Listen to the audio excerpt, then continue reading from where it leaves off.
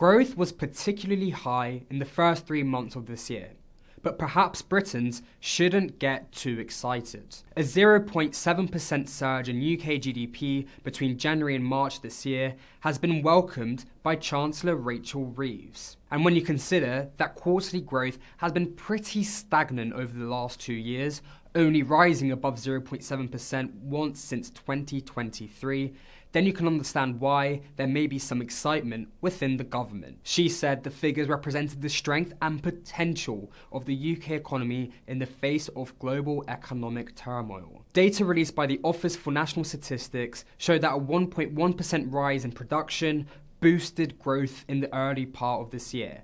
But economists at City of London giants such as ING have questioned whether Britons should really read too much into the new figures. In fact, Bank of England rate setters raised the alarm last week as they described headline growth so far this year as erratic. By this, they suggested that high output levels in areas such as manufacturing were perhaps a one-off. The Bank of England's monetary policy report even suggested that underlying growth, otherwise actual growth seen across the UK economy in a more permanent sense that makes people wealthier and businesses larger, is actually closer to 0%. When analysts at Capital Economics looked at the data released by the UK's official stats body on Thursday morning, they spotted that spending had increased in areas such as aircraft and machinery equipment. These are parts of the economy which US President Donald Trump targeted in sweeping tariffs in April. Capital Economics said it's probably the case that businesses spent more to get ahead of US tariffs imposed in the middle of March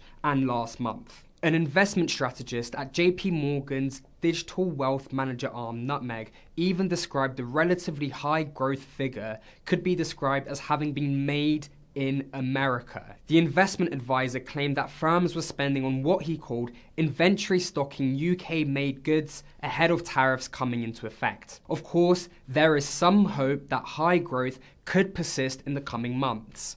Pension fund investment reforms, an industrial strategy that tackles high energy costs, and falling interest rates may help to boost spending in the UK economy. Trade deals struck with the US and India, as well as those struck between the US and China, could lift hopes of high growth continuing. But the IMF, the Bank of England, and the Office for Budget Responsibility, which assesses the government's tax and spending policies, have all claimed that growth is set to come in at around 1% this year. Changes to workers' rights and the threat of taxes being raised in the autumn could undermine government rhetoric, claiming that further and faster growth will be delivered. So, in the coming months, don't raise your hopes of more good news on the UK economy. Business leaders have suggested the early boost in GDP will only come once this year.